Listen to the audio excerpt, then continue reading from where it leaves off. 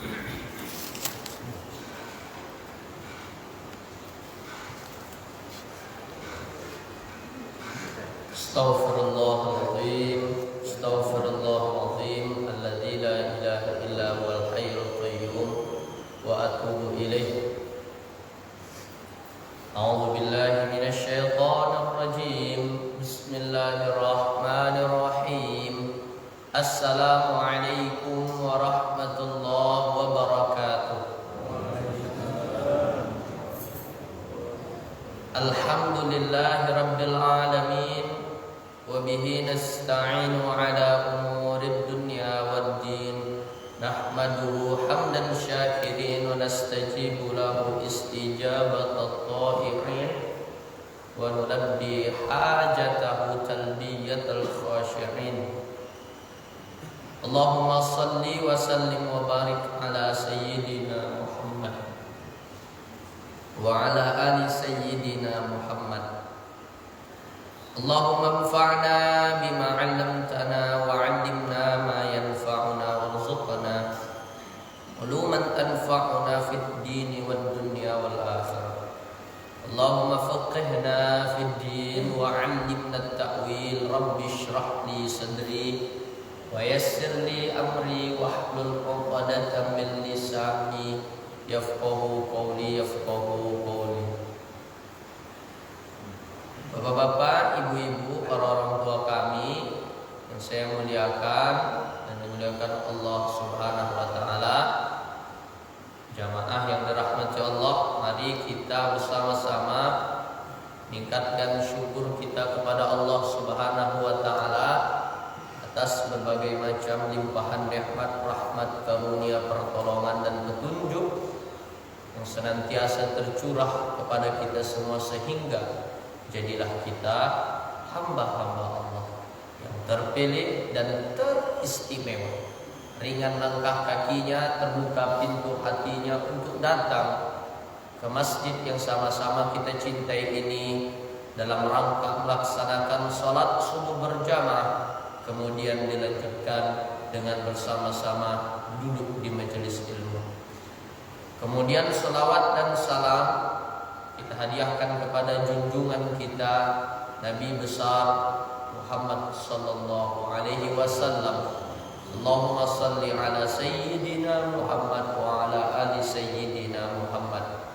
Kita selalu berharap dengan memperbanyak salawat kepada Nabi Muhammad, kelak di hari kiamat kita termasuk umat-umatnya Nabi Muhammad yang mendapatkan syafaat. Amin ya rabbal alamin.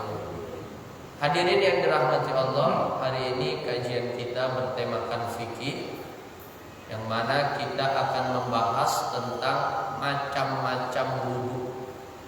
Ternyata Bapak Ibu, wudu ini ada banyak macamnya. Para ulama mengatakan, baik itu mazhab Hanafi, Maliki, Syafi'i dan Hambali, membagi wudu itu setidaknya menjadi 4 macam. Yang pertama, wudu wajib atau wudu yang hukumnya wajib. Yang kedua, wudu sunnah. Yang ketiga, wudu makruh. Dan yang keempat, wudu haram. Mari sama-sama kita dengarkan penjelasan dari setiap macam-macam wudu tersebut berikut dengan kondisi-kondisi yang ada di dalamnya. Yang pertama, wudu wajib. Kondisi yang pertama yaitu bagi yang berhadas, baik itu hadas kecil maupun hadas besar, apabila hendak mengerjakan sholat, baik itu sholat fardu ataupun sholat sunnah, baik itu sholat lengkap ataupun sholat tidak lengkap. Ustaz, apa itu sholat lengkap? Sholat yang biasa kita kerjakan. Tadi sholat qobliyah itu namanya sholat lengkap. Sholat subuh yang tadi juga baru kita kerjakan, itu namanya juga sholat lengkap. Lengkap gerakan dan bacaannya.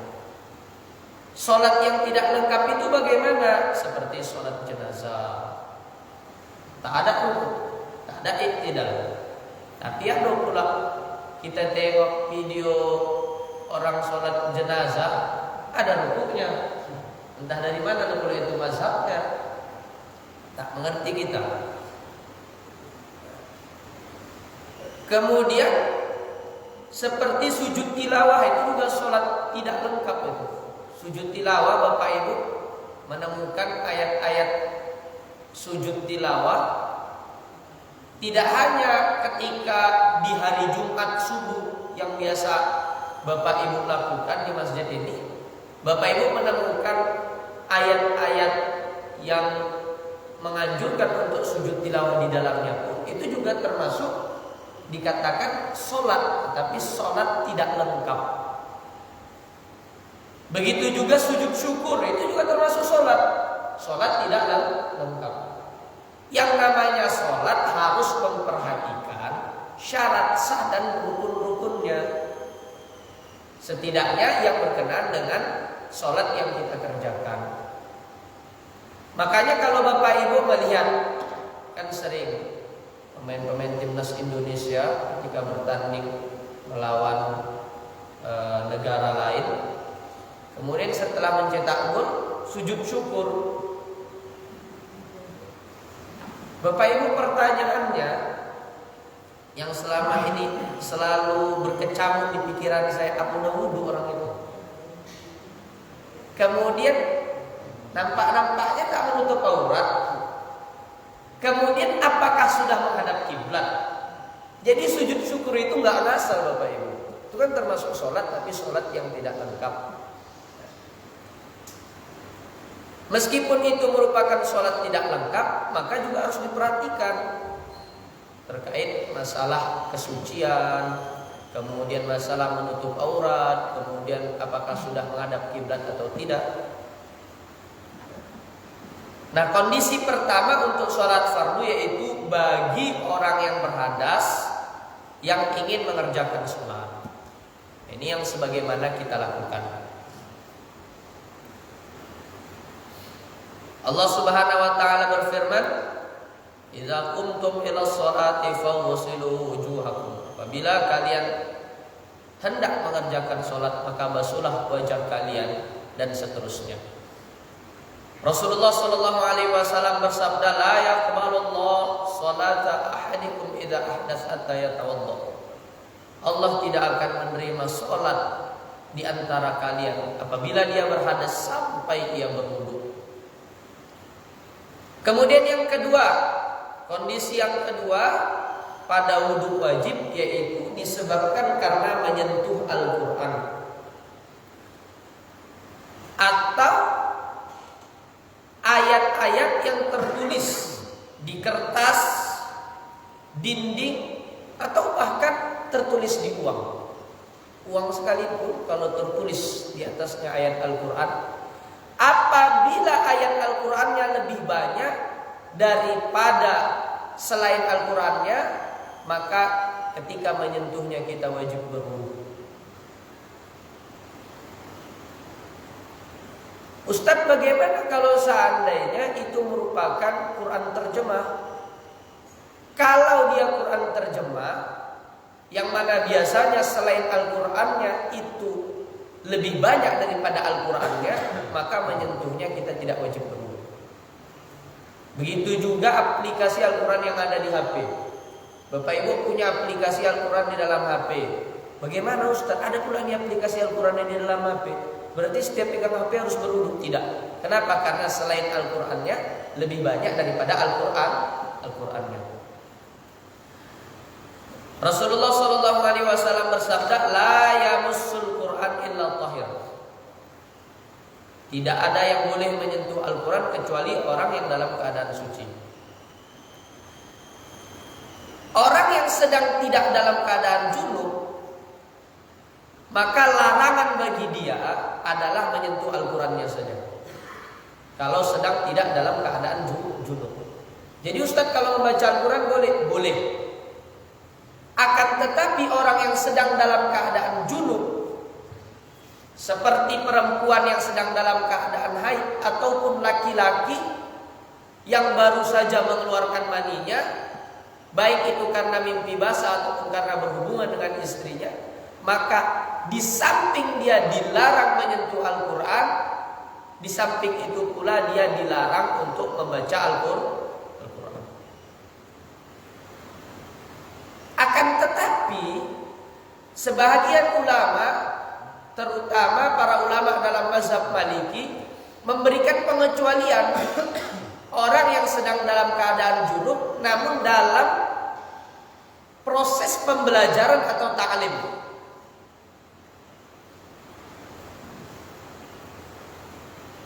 Orang yang sedang dalam kondisi ta'lim, termasuk pula orang yang menghafal Al-Quran, maka para ulama memberikan rukhsah atau keringanan. Meskipun dia dalam keadaan junub, kalau dia seorang hafizah atau dia sedang mengikuti pembelajaran sebagaimana yang difatwakan oleh Darul Ifta atau Dewan Fatwa yang ada di Mesir, boleh dia membaca dan memegang Al-Quran. Kenapa? Karena dikhawatirkan terkhusus bagi seorang hafiz atau hafizah, bila mana ketika dia dalam keadaan junub, terutama perempuan yang sedang haid, dia tinggalkan Al-Quran begitu saja, begitu dia bersih, udah luntur semua palanya. Ini yang diberlakukan di kampus kami sewaktu kami berada di Mesir.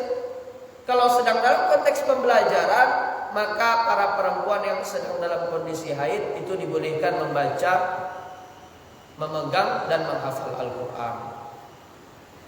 Ini juga yang sebenarnya kalau di tempat saya mengajar di madrasah ini, saya mencoba memberikan pemahaman kepada sebahagian guru dan kepada anak-anak murid. Kenapa? Karena ini akan jadi kendala. Kendalanya bagaimana? Seperti bagi para pengampu mata pelajaran Al-Quran atau baca tulis Al-Quran seperti saya. Begitu giliran menghafal, maju, setor hafalannya. Awak lagi nggak bisa Ustaz, katanya. Bisa Pak, kayak mana mau memastikan dia sedang haid atau tidak dalam keadaan haid? Walhasil tak menyetor dia. Pas giliran memang harus setoran hafalan alasan dia sedang haid. Maka dalam hal ini kita boleh mengambil keringanan yang dibolehkan oleh sebahagian ulama. Dalam konteks pembelajaran boleh seseorang yang sedang haid atau mungkin sedang dalam keadaan junub lainnya menyentuh atau membaca Al-Quran. Meskipun harus diakui, seperti para ulama mazhab Syafi'i sepakat dalam kondisi apapun tidak boleh menyentuh dan membaca Al-Quran. Kemudian kondisi yang ketiga pada wudhu wajib yaitu orang yang tawaf di sekeliling Ka'bah ketika orang berhaji. Nah ini jenis wudhu yang pertama yaitu wudhu wajib.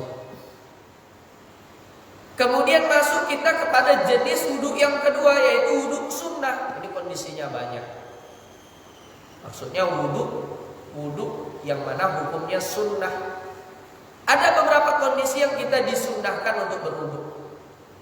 Yang pertama adalah wudhu di setiap kali mengerjakan sholat.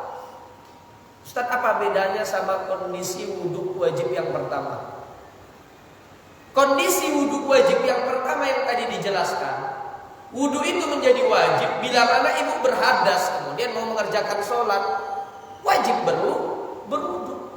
Kondisi yang kedua yaitu wudhu di setiap kali mengerjakan sholat, meskipun tidak sedang dalam kondisi berhadas.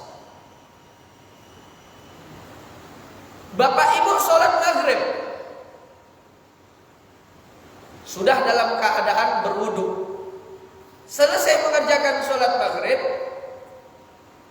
menunggu waktu isya, bapak ibu tidak berhadas, maka artinya bapak ibu tidak berkewajiban untuk wudhu kembali. Akan tetapi bapak ibu disunnahkan untuk berwudhu kembali. Mengerti ini bedanya ya bapak ibu ya? Wudhu pada dua waktu sholat yang berbeda atau dua jenis sholat yang berbeda itu hukumnya sunnah. Rasulullah SAW bersabda, laula an tasyqa ala ummati la amartuhum 'inda kulli sholatin biwudu. Kalaulah tidak memberatkan umatku, maka akan kuperintahkan mereka untuk mengerjakan sholat dengan berwudu terlebih dahulu. Tetapi Rasul tidak mau memberatkan kita. Makanya setiap kali mengerjakan sholat, bila mana kita tidak melakukan hal-hal yang membatalkan wudu, maka kita tidak perlu berwudu kembali.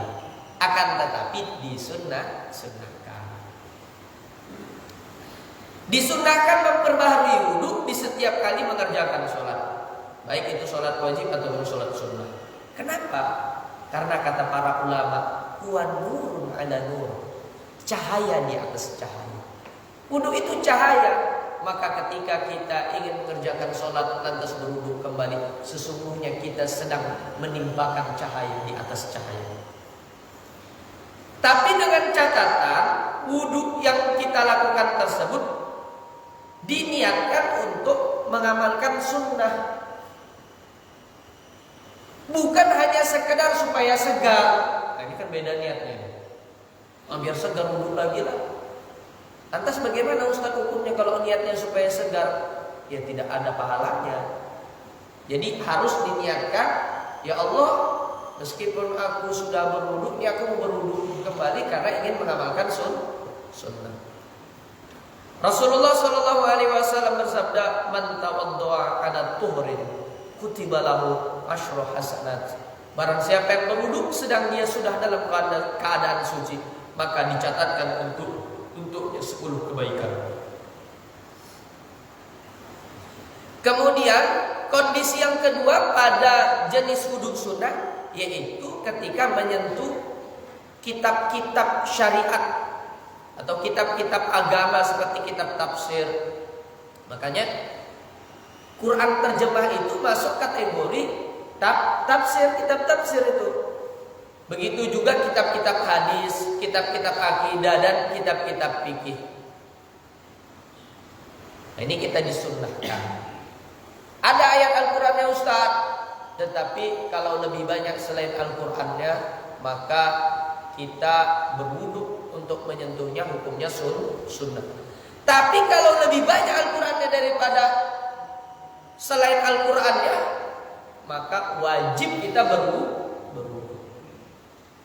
Meskipun itu hanya sekedar satu ayat yang tertulis di selembar kertas yang berwarna putih. Cuman qul huwallahu ahad. Tak ada tulisan lain selain qul huwallahu ahad. Menyentuhnya wajib kita berwudu. Kemudian kondisi ketiga pada jenis wudu sunnah, yaitu bagi orang yang ingin tidur. Mau tidur, disunahkan berwudu. Bapak Ibu coba diamalkan. Setiap mau tidur berwudu. Saya yakin Bapak Ibu gak akan pernah mimpi buruk. Gak akan pernah Bapak Ibu mimpi buruk. Dan saya yakin tidak akan pernah ada datang gangguan dari luar. Kalau Bapak Ibu mimpi buruk, saya yakin itu pasti tidak dalam kondisi suci. Saya pernah Bapak Ibu bangun istri saya, ditampar saya istri saya, abang selingkuh abang kan? Apanya anaknya? Dalam hati saya kan, ini pasti belum duduk ini tidur kan? Mimpi dah, mimpi saya menikah lagi ya, astagfirullahaladzim. Nah, tidak hanya ketika ingin tidur, setelah bangun tidur pun disunahkan berwudu. Begitu bangun tidur disegerakan berwudu.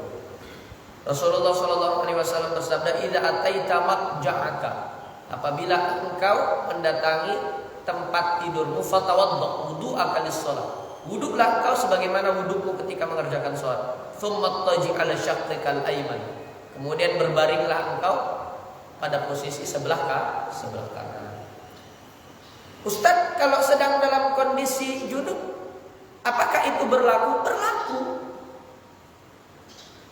Bapak Ibu setelah berhubungan mau tidur, disunahkan wudu. Namanya wudu sunnah, bukan untuk mengangkat hadas, bukan untuk mengangkat hadas, melainkan untuk mengamalkan sunnah baginda besar Muhammad SAW.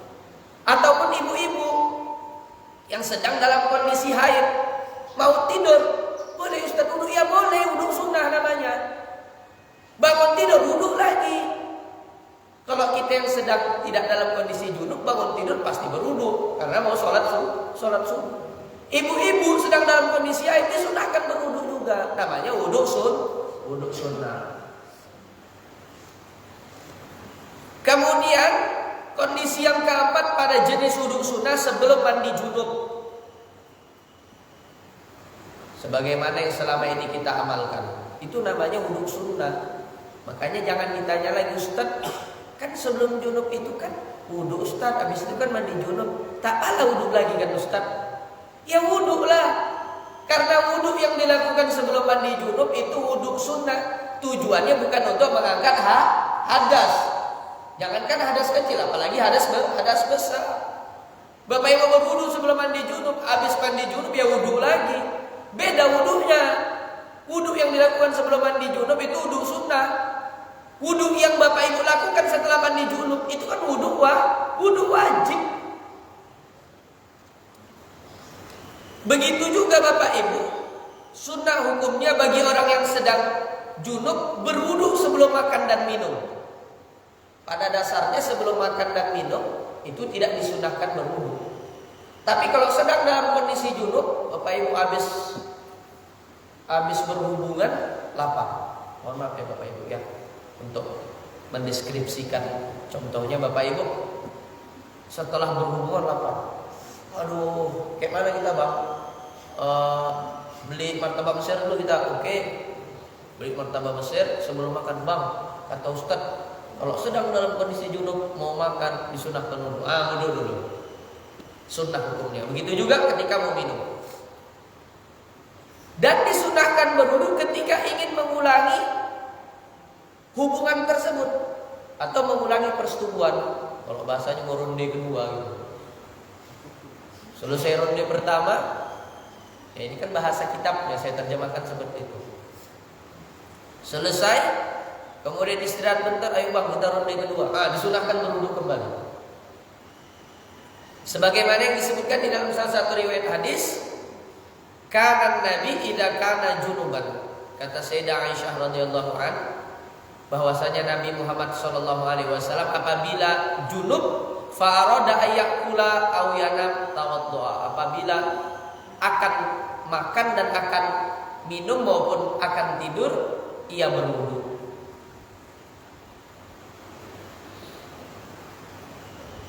Di dalam riwayat hadis lainnya kata Rasulullah sallallahu alaihi wasallam, idza ata ahadukum ahlahu tsumma arada ayyuhawida falyatawadda. Apabila salah seorang di antara kalian mendatangi keluarganya, maksudnya suami mendatangi istrinya untuk melakukan hubungan, kemudian dia ingin mengulanginya, falyatawadda, hendaklah dia berwudu terlebih dahulu. Kemudian kondisi yang kelima pada jenis wudu sunnah, setelah memuncaknya amarah. Jadi sunnah nih Bapak Ibu. Bapak Ibu marah, kemudian marahnya meledak-ledak, maka disunahkan berwudu. Kenapa? Karena wudu itu meredam amarah Bapak Ibu. Ini terbukti ya Bapak Ibu ya. Pernah saya menengahi keluarga yang sedang ribut. Jadi si suami untuk kesekian kali ketahuan selingkuh. Wah, marahlah istrinya, marah dan kecewa besar. Jadi dibilang istrinya, udah bang aku balik aja ke rumah orang tuaku. Saya dipanggil untuk menengahi. Posisi saya saja Bapak Ibu pada saat itu, saya sendiri aja belum menikah pada saat itu. Disuruh pula menengahi suami istri yang sedang berantem. Jadi datang saya tengok istrinya mau keluar rumah. Datang saya, langsung saya cabut kuncinya. Nggak saya biarkan si istri keluar meninggalkan rumah. Kalaupun memang harus berpisah, harus dipikirkan dengan kepala dingin. Nggak boleh karena emosi. Begitulah dalam hati saya cabut kuncinya. Si anak, biasanya kan kalau anak laki-laki kan dekatnya sama omaknya tuh. Karena merasa ibunya disakiti oleh ayahnya, dibacoknya ayahnya. Pegang kepala, si ayah pun menantang pula. mau kau bacok ayahmu. Nah, kau bacok. Langsung saya peluklah si anak. Udah, Dek, udah, yuk. Jangan turunkan apanya, parahnya turunkan. Kemudian saya ajak, ayo kita semuanya berwudu. Berwudulah. Mereka berwudu, saya pun juga ikut berwudu. Kemudian duduk kami. Kami bicarakan dengan kepala dingin. Alhamdulillah dapat jalan keluar. Si istri tidak jadi meninggalkan suami, si anak juga tidak jadi membacok ayahnya. Si ayah alhamdulillah sampai sekarang sudah tersadar dan tidak mengulangi lagi perbuatannya. Nah, jadi seperti itu Bapak Ibu. Hanya saja saya lupa Bapak Ibu. Begitu saya cabut kuncinya itu, saya kantongi kuncinya, keluar saya dari atas. Dari atas saya kunci dari luar. Saya lupa kuncinya kasih sama keluarganya. Besok saya telepon, Bang Amri, ini kunci kayaknya Bang Amri bawa ini, kata anaknya. Makanya kata Rasulullah SAW, "Fa idza ghadiba ahadukum falyatawaddah." Apabila salah seorang di antara kalian sedang dalam keadaan marah, wudu. Senang itu setan itu. Kalau Bapak Ibu amarahnya meletup-letup, makin hari panas-panas, siapa lagi itu? Bantingkan gelas, bantingkan piring. Kau bentak-bentak aja istriku, kau bentak-bentak aja anakmu.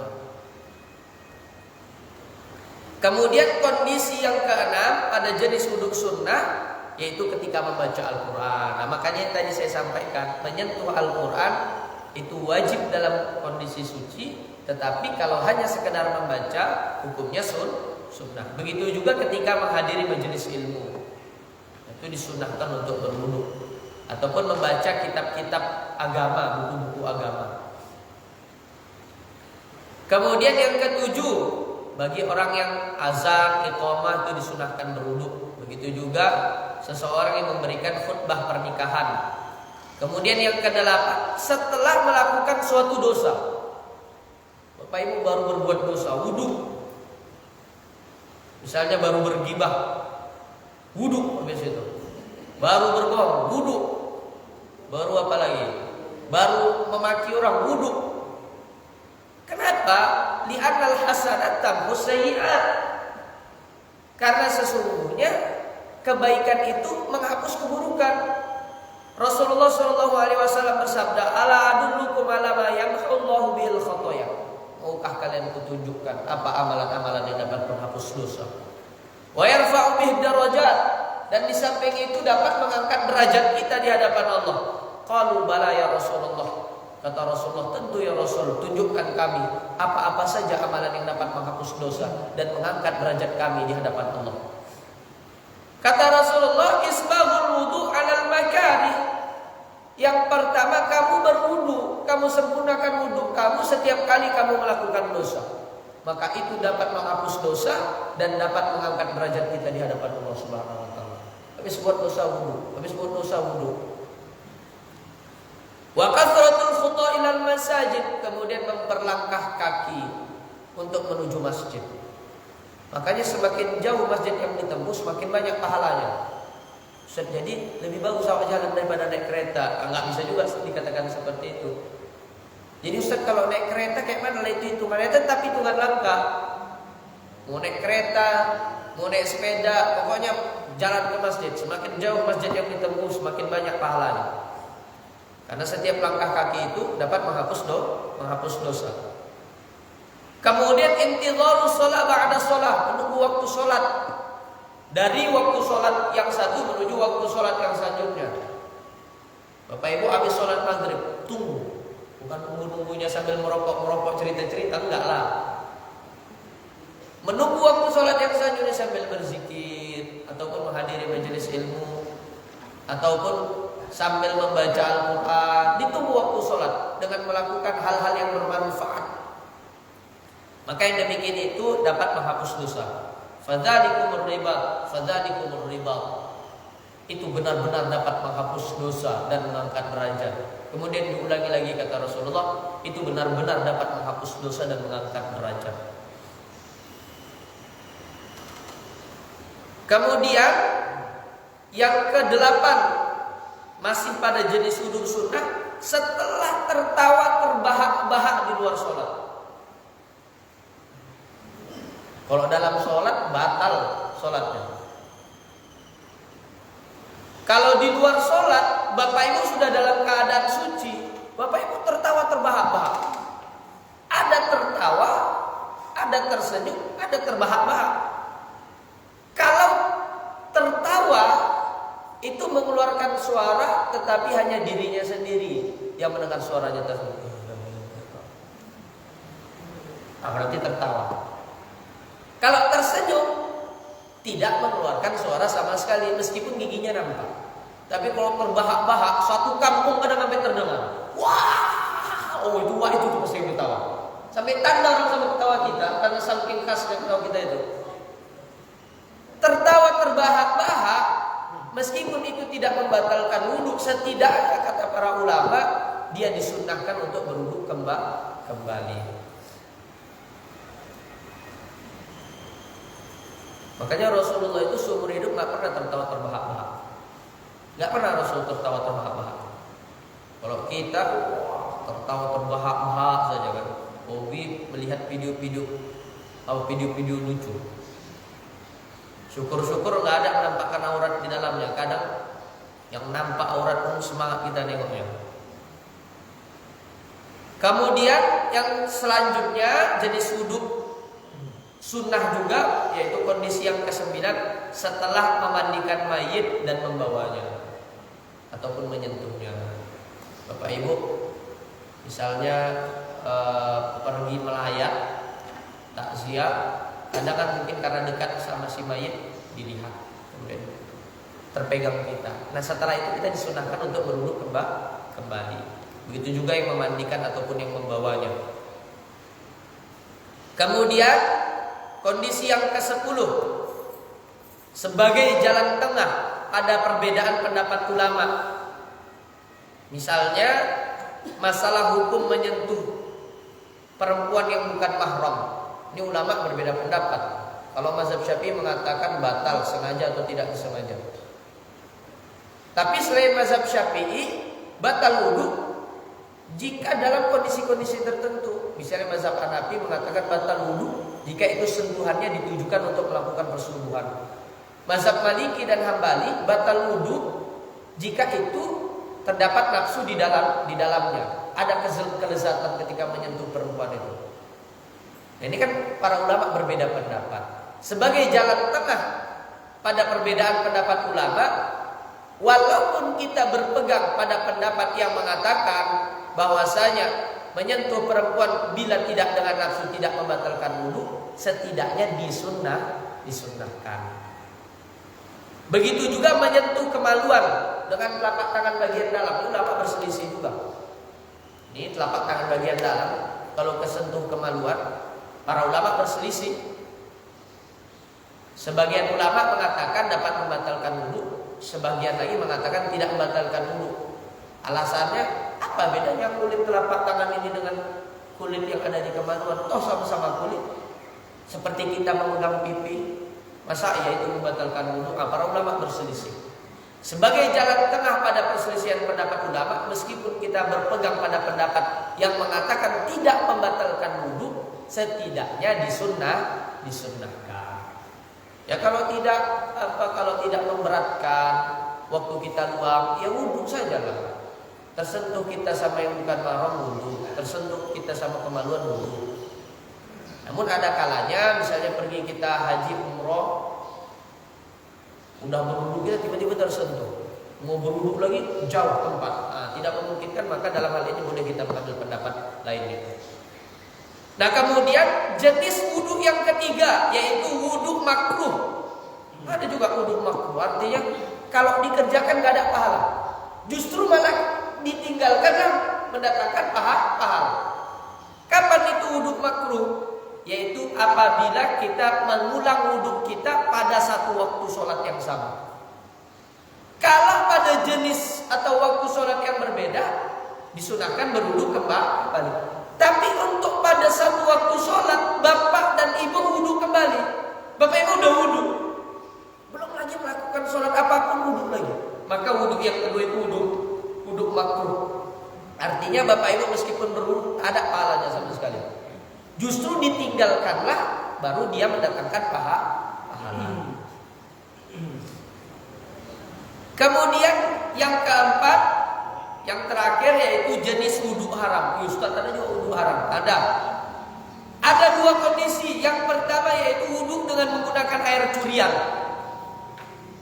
Bukan air dia, wudhu dia pakai air tersebut tanpa izin. Mentang-mentang di depan rumahnya ada keran, dikira dia terbuka untuk wudhu dia itu. Maka itu wudhunya wudhu haram, tidak boleh. Kemudian kondisi yang kedua, wudhu dengan air yang sebenarnya dia sudah diwajibkan untuk bertayamum. Nanti kita akan belajar bab tayamum, kondisi-kondisi atau sebab-sebab yang membolehkan kita tayamum. Salah satunya bila air sedikit dan tidak cukup kecuali untuk memasak dan minum. Ada air, tapi di satu sisi kita harus masak, harus minum. Mana yang kita kedepankan? Wudhu atau makan dan minum? Makan dan minum. Kenapa? Karena wudhu bisa diganti tayamum, yaitu menggunakan debu, sedangkan makan dan minum nggak bisa diganti debu dengan debu. Pada kondisi tersebut Bapak Ibu wajib bertayamum. Ada air tapi satu-satunya. Sedang kita juga harus masak, harus minum. Jadi gimana Ustaz? Maka wudhu, memaksakan wudhu dengan air yang sebenarnya hanya cukup untuk makan dan minum, itu wudhunya menjadi wudhu haram. Jangan pula udah air sedikit aku bantu aja lah, biarlah orang ini nggak minum. Maka jika dalam kondisi tersebut wudhunya menjadi wudhu haram. Barangkali demikian Bapak Ibu kaji kita pada pagi yang berbahagia ini. Mudah-mudahan ini bisa menjadi amalan kita semua. Dan kita bisa membedakan mana itu wudhu wajib, wudhu sunnah, kemudian wudhu makruh dan wudhu haram. Mungkin kita buka sesi tanya jawab terkait apa yang disampaikan maupun di luar dari yang disampaikan, dipersilakan.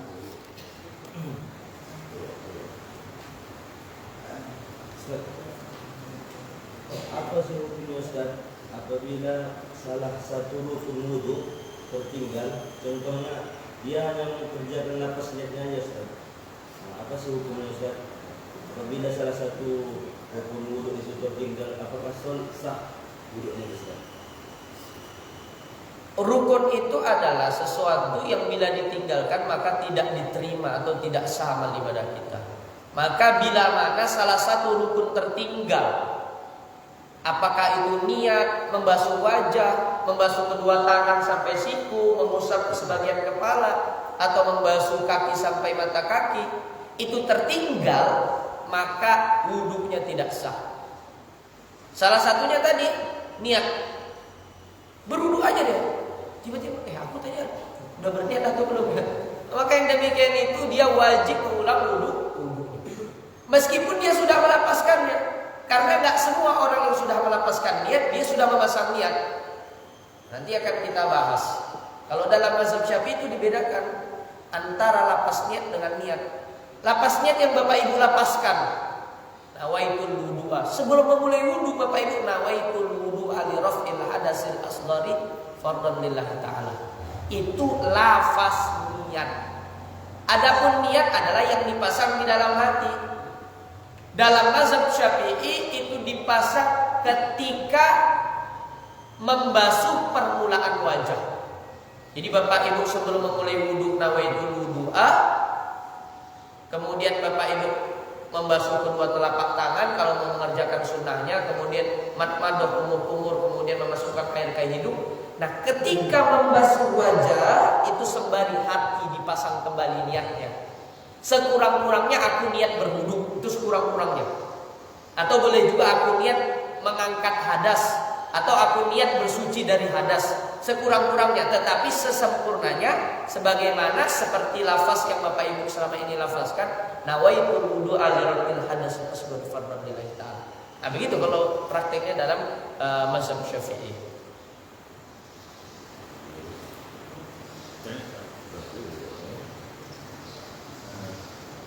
Pertama terkait dengan gaji kita pada hari ini. Yang kedua nanti kita yang buat individual. Yang pertama, kenapa para ulama ketika menyusun unsur-unsur wudhu atau setelah mengelompokkan yang sunnah, kemudian masuk ke wudhunya ada lagi yang sunnah. Kenapa bisa terjadi seperti ini? Apa kamu lupa atau memang ada hadis yang mengatakan ya yang sunnah di sini agak beda dengan sunnah di sini? Kemudian juga versi kita bulan. Di masyarakat banyak hal-hal yang kita lihat bertentangan dengan apa yang kita dulu lalu. Misalnya ketika seseorang yang punya kepandaian mau meninggal, sebagian dari kita kadang-kadang ini harus betok dengan daun kelor atau harus buka. Jadi seakan-akan ajal itu tertunda. Padahal ayat Quran sudah mengatakan tidak bisa dimundur, tidak bisa dimajukan. Kenapa bisa terjadi seperti itu? Kemudian ini agak banyak nih Ustaz, kalau misalnya kemarin karena saya bertanya, malam saya bertanya lagi. Yang kedua, kapan sebenarnya alam barzakh dimulai? Apakah pada saat nyawa dicabut atau ketika masuk kubur? Nah, kalau kita tahu alam barzakh itu kan kenapa saya pertanyaan begini?